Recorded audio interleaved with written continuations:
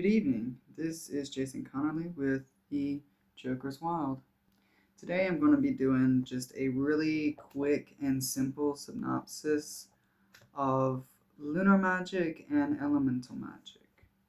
I will be making longer, more in-depth individual videos, but I feel like I need to go on ahead and just get all of my ideas in one place real quick and also set the playing field for everything else to come. In my practice, I use and recognize 5 moon phases. This is for simplicity's sake. I know there are traditionally 8, and some of the meanings I feel like they're just kind of a little bit unnecessary. It doesn't need to be that specific. So here they are. The new moon. It represents beginnings, initiation, attracting ideas, brainstorming, creativity, motivation, and preparing. So during the new moon phase is whenever you're really just going to be brainstorming what kind of rituals you would like to complete throughout the month, setting any new goals, plans, or intentions for yourself. This is really the time to just kind of let your thoughts run wild and get out there, but also be a bit future focused. The new moon is great for starting new tasks, and I love during the new moon taking a handful of cinnamon and blowing it through my doorway or at my windowsills or even at my wallet. And I do this because cinnamon is known to have properties of attraction and prosperity as well as wealth and money. And so blowing that into the home on the new moon is a very simple and literally no effort ritual that you could do monthly to bring in a little extra prosperity, a little extra, You could also do this same ritual with like a handful of rose petals if you wanted to bring some more love into your life.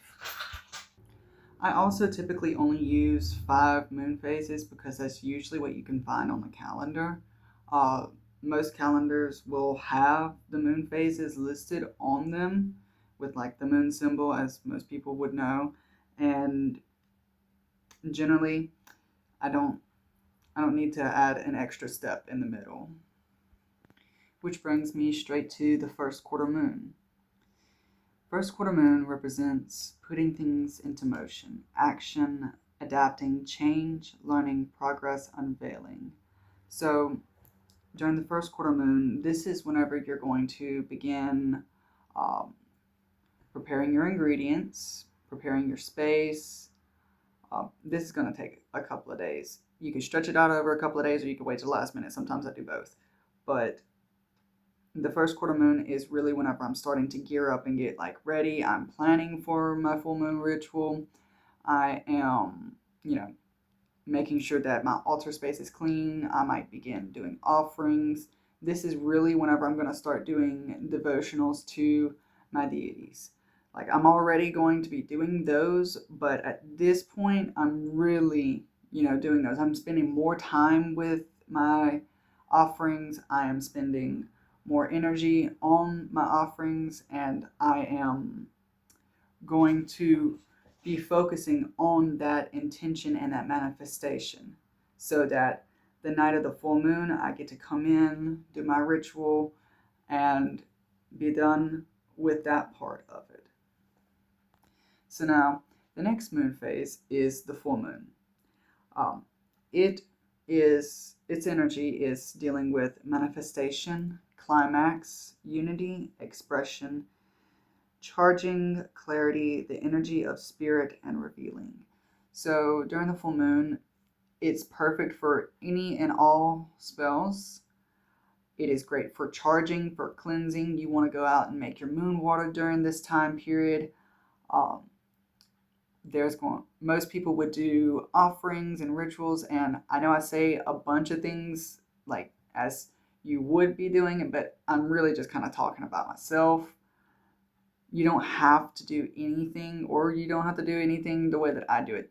Witchcraft is almost an entirely personal practice. very few things are kind of set in stone, if anything, honestly, because witchcraft is different from culture to culture, religion to religion, city to city, and town to town. Like, there is no one set way to do magic, there's no one set way to be a magi, and there's no one set way to be a witch either. That does not mean culturally appropriated practices either. We don't want to do those, you know? So there are some rules around there, but in short, your craft is whatever you make it. Um, some of the best rituals to do on the full moon are going to be energy alignments, healings, anything to do with the psychic senses, any kind of meditation. Honestly, anything that you do on the full moon is going to have, it's going to manifest in some form. The full moon is all about the culmination of the energy, the climax, the manifestation. It is the final collection of all that energy that you've been storing up for 14 days straight, and then releasing it, letting it go, and letting it do its work its magic, and come back to you. And this is going to bring me to the last quarter moon. So this is the next moon phase, and it is about releasing, healing, undoing, rest, banishing, cleansing, moving on, maturity, and secrets. So during this moon phase, it is less about manifestation and more about putting things to rest. It is releasing that energy. So once you've cast your spell on the full moon, or you've done your ritual, then the last quarter moon is whenever, okay, it's time to like forget you ever did any of that. Let it go, release it, let it come back to you. And then the last quarter moon is generally, I use it as mostly like a rest period. So I generally try not to do any kind of extra magic during it. I still keep up with my meditation and going to the altar, lighting my candles, saying my mantras, but I'm not really out here trying to do energetic work. Like, I need a break, you know? But if you are performing magic during this time, I would advise against doing any magic that you want to bring into your life, and instead focus on magic that you're wanting to push out. So if you're doing any baneful work, you probably want to do it around this moon phase as well. If you're doing any banishing, any cleansing, you want to do it during this last quarter moon phase, or at least begin to set it up in motion, if that makes sense. The last quarter and the first quarter, you're pretty much doing the same thing, except for the energies are reversed. I also tend to find that it's a bit more difficult to do divination during the last quarter moon phase, and the waning gibbous phase and the last quarter moon phase. Those are more so difficult for me. They make it a bit more difficult for me to connect with my intuition, because the moon is losing its power. So it's waning in its power, it's weakening. And even in astrology, the waning moon is considered a malefic, which, if you don't know what a malefic is, then a malefic planet is a planet that does not produce positive or beneficial results, and instead produces negative or detrimental results. And the final moon phase is the old moon, or the dark moon. It is associated with sealings, endings, completion, banishment, binding, harvest, death, permanence, finality, karma, hidden energies, protection, and wisdom. So during the old moon phase, you're definitely going to want to do any kind of sealing, binding, and banishing works.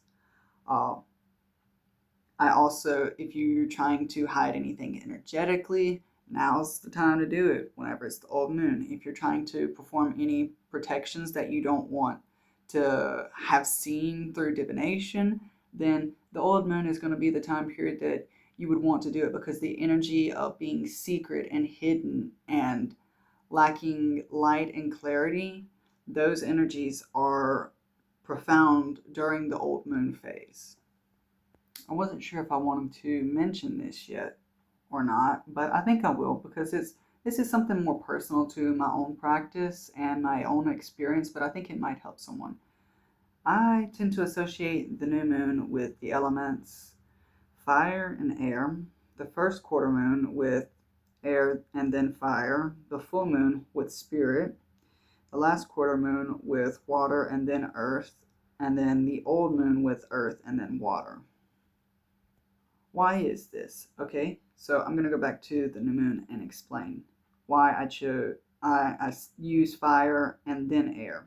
So for the new moon, I associate it primarily with the element of fire, because it is all about the initiation, the spark, the idea, the inspiration, that creative, you know? And air, it's still up in the air. It is going back and forth. It's about logic and planning, and it is about the mind and the thought and your intentions and understanding. So you have to, work with both of these energies simultaneously during the new moon. And I find that beautifully illustrates it as well.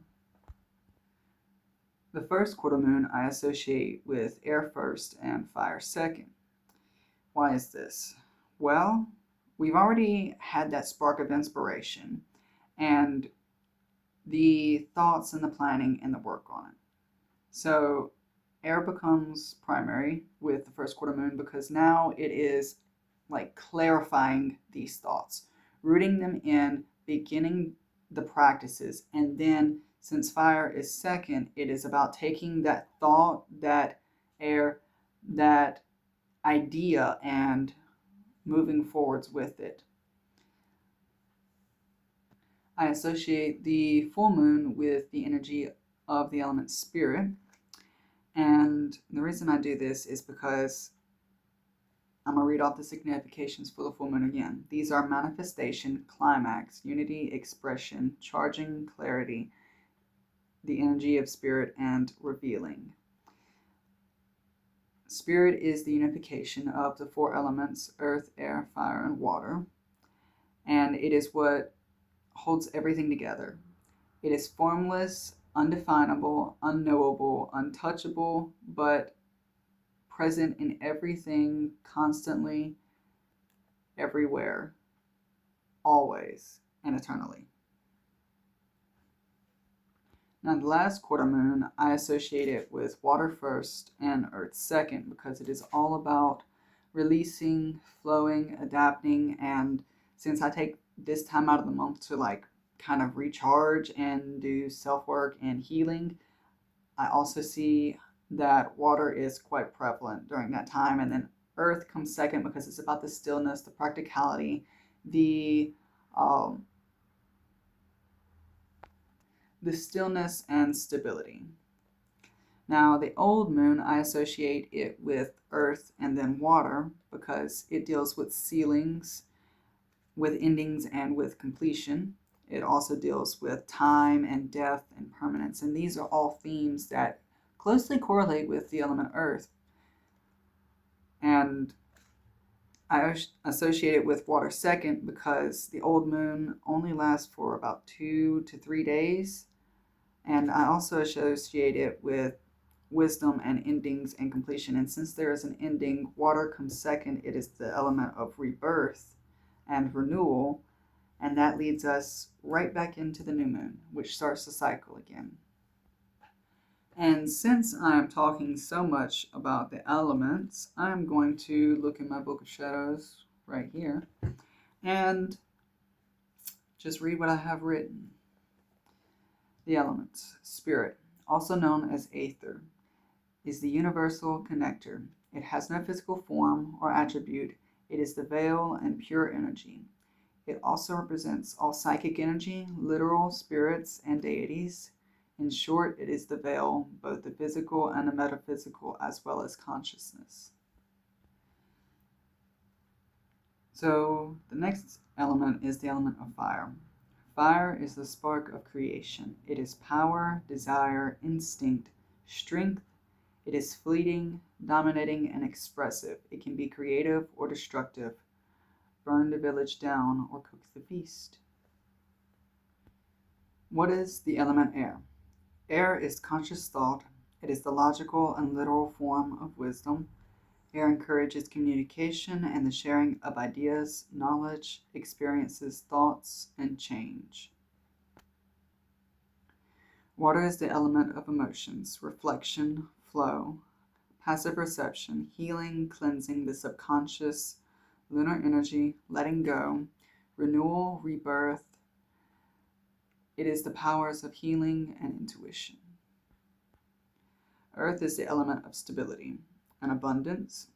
It rules wealth, heritage, status, responsibility, fertility, hard work, planning, and the physical. Earth rules the land that we walk on, the ancestors. It rules our bloodlines and our lineages as well. It rules secrets and hidden gems because, well, the most precious things and the most valuable things are only found deep within the earth. Earth my body, air my breath, water my blood, fire my spirit, spirit my mind. Now that we've talked about the elements, let's talk about the pentacle. The pentacle has been used by many religions, organizations throughout time. Its origins are unknown, but it's revered by pagans and witches alike as a symbol of power and protection. It represents perfection, karma, protection, and the union of the 5 magical elements. In its design, it holds the keys to power, enlightenment, and a basic understanding of the pillars of the craft. It is to wishes as the cross is to Christians. It is often worn as an identifier or talisman. It is best not to touch one that's not yours, not created by you, or jewelry with it on it, as it can be cast for any purpose, good or bad. Cleanse gifts immediately and be mindful of doorways where the symbol may be hidden. It can be cast with one's thoughts alone. Most folks, however, only use it for ceremonial maxim. However, do not be afraid. This symbol right here is a symbol of protection and of peace, but it is also a symbol of power. So I don't want to discourage people from using it or buying things with it on it or buying the jewelry, but if you go to touch it and your energy feels off, or you see it and your energy feels off, something's probably off with it, because it is such a common magical symbol and there is absolutely no way to know why the person constructed their pentacle, what energies were infused in it, and how they use it in their practice. That is the one and only reason that I warn against handling a pentacle that does not belong to you, because one, it may be disrespectful to the practitioner, to the practitioner's spirits or guides, or it could be like a triggered charm. Some protection charms don't go off until you touch them. Some protection charms don't go off until they come in contact with energy. And that is why it is important for anyone who practices the craft to participate in some form of protection, whether that's casting a circle, claiming your protection under your energy, asking your guides to be with you, to protect you, to guide you, or wearing protective jewelry. I have a piece of protective jewelry over there. It's just important to make sure that you are cleansing regularly and also keeping your protections up. Might just be a me thing, but I've been at this for about 10 years and I learned to be cautious the hard way. This video is almost 20 minutes long now, so I think I'm gonna have to cut it short and save the rest of what I want to talk about for another video because, yeah.